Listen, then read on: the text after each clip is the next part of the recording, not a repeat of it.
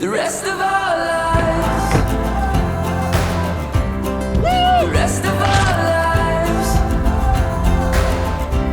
Oh man, how I wish I could travel right now. What's going on, my dudes? I hope you guys are all doing well. As I sit here in the middle of British Columbia's COVID-19 lockdown, I want to take you guys on a bit of a journey. A journey to our neighboring province of Alberta, but more specifically, the beautiful Banff National Park.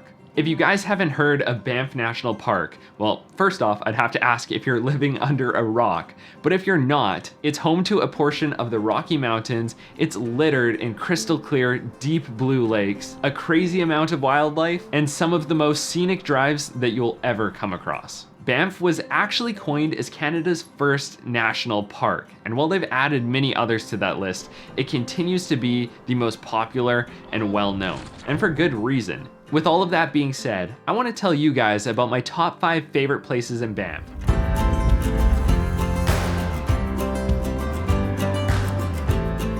Number 1, the East End of Rundle Hike. Now this hike is an absolute doozy. I've been recommended this hike so many times, but it took me until this summer to actually get down and do it. The East End of Rundle Hike is a round trip of just over 5 kilometers. We just started and it's already quite uphill. I will correct myself if I'm wrong, but I'm fairly certain we're climbing like 800 meters. I'm not gonna sugarcoat it for you guys. This hike is pretty treacherous. My friends and I decided that we'd tackle the East End of Rundle Hike for sunrise. However, we only made it about 3/4 of the way up before we decided it was a bit too dangerous to continue. Honestly, it's pretty sketchy. Like, I'm not exactly sure how we're gonna make it down in one piece, but that's for future us to figure out. We weren't exactly sure what we were getting into, so we didn't have poles. We were dressed in jeans and just plain running shoes, and we were hoping to be able to make it up fairly quickly because it was only 5 kilometers. That was clearly not the case. Now, don't let me scare you with this. This hike is completely doable. You just have to be more prepared than Ryan, Jeff, and I were. I still highly recommend this hike because even though it was hard, when you get to the top, or I mean 3/4 of the way to the top, the payoff is insane. So we hiked up from way down there, all the way up here, and then up here. And this is the view. We got the lake down there, beautiful Howling Peak, and this just freaks me out. We've got a massive cliff face, and this is just like a sheer drop off. If you guys have a chance to make it up here and you're willing to brave the difficult hike, I highly recommend it. Number 2, Maureen Lake. Now, this is perfect if you're looking for a cool view, but you do not want to do a hike that very well could injure you. One of the really cool things about Maureen Lake is that you do not need to do a couple hour long hike up some mountains to get the big payoff. I mean, you totally can. There are some really big hikes around the valley, but to get the gist of it, all you need to do is drive up to Maureen Lake, hop out of your car, walk about 10 minutes up some stairs that lead you up a rock pile, and then you're greeted with a beautiful view of the lake and the Valley of 10 Peaks. Honest thoughts on the Maureen Lake?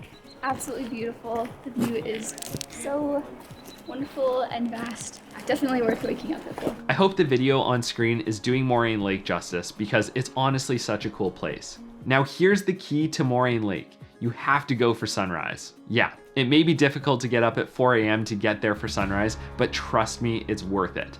Not only will you make sure that you get a parking spot and have fewer people there, but you get to witness one of the coolest sunrises that I think I've ever seen. As you're staring down the lake, the sun actually rises behind you and it lights up the Valley of 10 Peaks, this bright golden orange color. It's like nothing I've ever seen before. It's such a special place. Trust me on this one, you've got to go visit it for sunrise. Number 3, the Paget Fire Tower.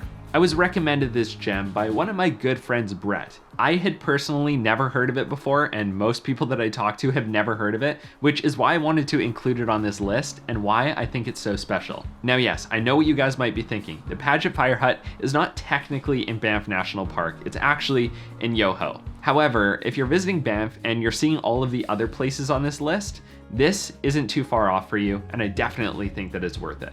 The round trip hike up to the Paget Fire Tower is roughly 8 kilometers with about 500 meters of elevation gain. By no means is this an easy hike. I would say it's probably like a moderate hike, but it's far easier and way more accessible than the first hike on this list, the East End of Rundle. So we're here at the Paget Fire Lookout. There's this sweet hut right here. That is a pretty Pretty crazy view. We live in a pretty nice place. For those of you who may not know, fire huts used to be a fairly common thing. They were generally built on higher peaks with good vantage points so that someone would be able to stay there and look out for things like fires and incoming weather patterns. The Paget fire hut in particular was built in 1944, but it's been out of commission for years. However, the building still stands, albeit it's definitely seen better days, but it's still a cool thing to check out. Number 4, the Icefields Parkway. Oh man, this one is so cool. The Icefields Parkway is a 230-kilometer stretch of road that connects Banff to Jasper. The Icefields Parkway is consistently rated and regarded as one of the top drives in the world. Now, I'm not personally a huge fan of driving, but I can tell you that this is really spectacular. Whether you're the driver or the passenger, I'm telling you, the 230 kilometers is going to go by like that. It is stunning. With that being said, you really need to make sure that you're paying attention to the road and not just the scenery. Now, 230 kilometers is quite long. No matter what way you slice it, you're going to be doing a lot of driving. But the cool thing about the Icefields is that there's tons of stops to do along the way. Dudes, what are you thinking of the view? How crazy is that? This is like out of a movie. Even if you decide not to do the entire distance from Banff to Jasper, which I mean, I recommend you do because Jasper itself is really cool, but even if you don't, the drive and the spots that you can see along the way make it worth it just as a day trip.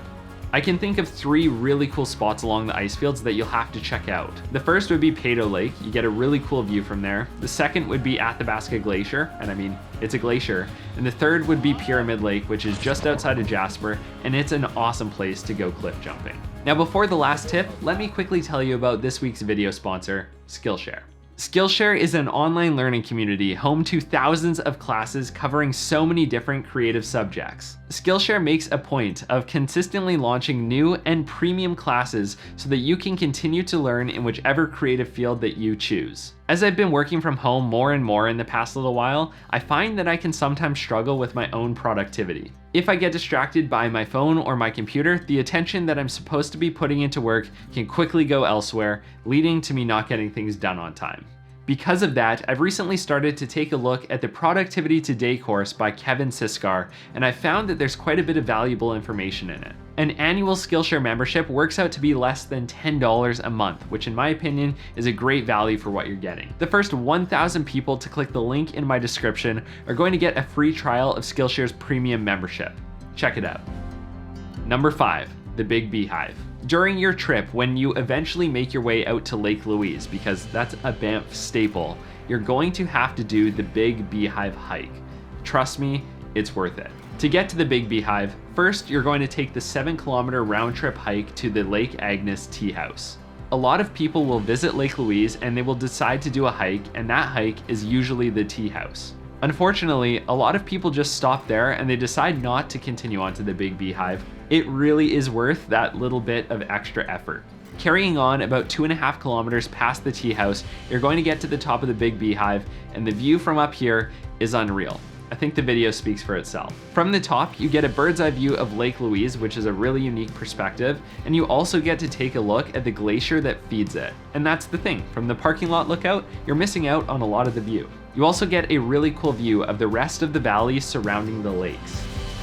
My gosh, you guys, this is absolutely ridiculous. I'm definitely not gonna get any closer to the edge than this because it is most definitely a sheer drop off all the way around. That is a stunning view of the lake. Holy. And there it is, dudes. Thank you so much for watching. I really hope that you're able to get some travel nostalgia coming back from this video, and that maybe you're able to implement some of these tips into a future trip that you might take to Banff. I appreciate every single one of you so much, and I'll see you all in another one.